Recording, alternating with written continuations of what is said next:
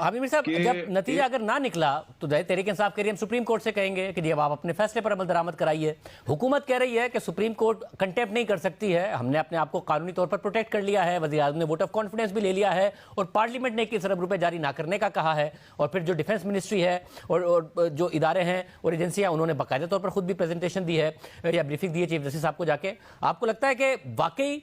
हुकूमत का कॉन्फिडेंस दुरुस्त है कि उन्होंने कंटेम्प्ट का रास्ता बंद कर दिया है, या फिर अदालत के पास और कोई रास्ता नहीं होगा और इस रास्ते पर जाएगी अदालत अगर मुज़ाकरात का नतीजा ना निकला? अच्छा शाहजेब साहब, सवाल तो आपने बड़ा अच्छा किया, लेकिन जवाब देने से पहले मैं ये आपको बताना चाहता हूँ खास तौर पे कि आम तौर पे जो सियासतदान हैं वो उनके साथ इतने पुराने ताल्लुकात हैं तो वो अपनी स्ट्रेटजीज जो है वो आम तौर पे हमारे सामने डिस्कस कर लेते हैं, वो रिक्वेस्ट कर देते हैं बस जरा इसका ख्याल कीजिएगा, अभी हमारी इसको अभी ये हिकमत अमली है, इसको जरा अभी डिस्क्लोज ना करिए, अभी इस्लाम मशवरा चल रहा है, ये चल रहा है। आप मुझे कर देते हैं सवाल, मैं कोई ना कोई बात कह देता हूँ, उसके बाद कोई नाराज हो जाता है, कोई खुश हो जाता है। खुश वो होते हैं जिनको अंदर की बात पता करनी होती है, पता नहीं चल रही होती, उनको पता चल जाती है, और नाराज वो होते हैं जिनकी बात हम लीक कर देते हैं। अब ये जो आपने सवाल किया है ना, इसके जवाब में मैं आपको एक बहुत ही सनसनीखेज किस्म का जवाब दे सकता हूं, लेकिन फिर मेरे बहुत से जो दोस्त हैं वो नाराज हो जाएंगे। आमिर साहब आज नाराज होने दें, बात कर दें सनसनीखेज होने दें, नाराज नहीं, इसलिए मैं उनको नाराज नहीं कर सकता। पहले मेरे से बहुत से लोग नाराज हैं और ज्यादातर लोग जो हैं वो आपके प्रोग्राम की वजह से नाराज होते हैं। बस आमिर साहब ऐसे आपने कोई बात नहीं करनी है, आपने आपको स्क्रीन पे देखना है, ऐसी कोई बात नहीं करनी है कि आप ऑफ एयर हो जाए, बाकी ठीक है, बाकी आप मैं जो है ना आप ये बता सकता हूँ कि इस वक्त जो हुकूमत है उसकी स्ट्रेटजी जो है वो ये है, मैं बहुत मलफूफ अंदाज में बहुत एहतियात से आपको बता रहा हूँ कि ये इंस्टिगेट कर रहे हैं जजेस को। ये चाहते हैं कि इनके खिलाफ तौहीन अदालत की कार्रवाई शुरू की जाए, ना सिर्फ वजीर आजम के खिलाफ बल्कि पूरी की पूरी कैबिनेट के खिलाफ तौहीन अदालत की कार्रवाई शुरू की जाए, और यही जो 3 मेंबर बेंच है यही कार्रवाई करे और ये फिर उनको कंटेम्प्ट में सजा सुनाए। उसके बाद इन्होंने कुछ चीजें सोची हुई हैं। अब मेरी जाती राय में जो ये करने जा रहे हैं उससे तो पाकिस्तान में बड़ी अफरा तफरी फैलेगी, बड़ा इंतशार फैल सकता है, लेकिन इनका एक ख्याल है कि एक दफा ये काम भी हो जाने दें, जैसा कि ख्वाजा आसिफ साहब की तकरीरों से भी आपने अंदाजा लगाया है। और इनका एक ख्याल है कि ये जजेस जो है ना इस दफा अपने ट्रैप में फंस जाएंगे। अच्छा, अब इनकी ये स्ट्रेटजी क्यों है?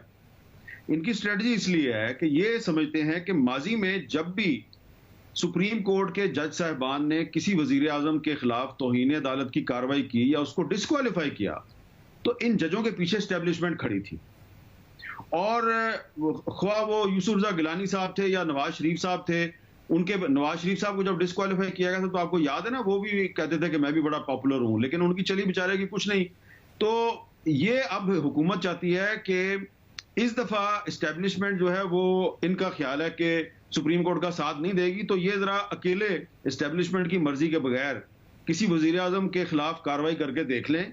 और फिर कोर्ट अनकोर्ट एक बहुत सीनियर मिनिस्टर साहब कह रहे हैं कि फिर हम इनको बताएंगे कि आटे दाल का भाव क्या है, और आगे जो उन्होंने कहा वो मैं नहीं कहूंगा क्योंकि वो गलत अल्फाज हैं। तो अब सुप्रीम कोर्ट के जज साहबान जो हैं वो आइन और कानून के मुताबिक ही फैसला करेंगे, जो तौहीन अदालत की वो कार्रवाई करेंगे वो आइन और कानून के मुताबिक ही होगी, लेकिन इन्होंने भी उसी आइन और कानून में से कोई ज़ाब्ते निकालने हैं, कोई नए बनाने हैं, कोई आगे पीछे करके इन्होंने भी कहना भाई कि हमारा भी ये जो है ना आइन और कानून के मुताबिक ही स्ट्रेटजी, और ऐसी की तैसी। तो अच्छी बात तो नहीं है, मैं तो ऐसा नहीं चाहता कि ऐसा हो, लेकिन हुकूमत को बड़ा इस वक्त यकीन है कि तौहीन अदालत की कार्रवाई के बाद सुप्रीम कोर्ट जो है बजाय कि इंतजार करे कि अब इलेक्शन कमीशन ऑफ पाकिस्तान जो है वो प्राइम मिनिस्टर ऑफ पाकिस्तान को डी नोटिफाई करेगा, तो हुकूमत जो है वो उसका ख्याल है कि हम कुछ और ही कर देंगे और पाकिस्तान में एक नई तारीख रकम कर देंगे, जिसके बाद कि किसी वजीर आजम को डिस्क्वालीफाई करने का सिलसिला हमेशा के लिए बंद हो जाएगा, और जो ये कार्रवाई करेंगे हम उनको इबरत की मिसाल बना देंगे। अब ये इनकी स्ट्रेटजी है,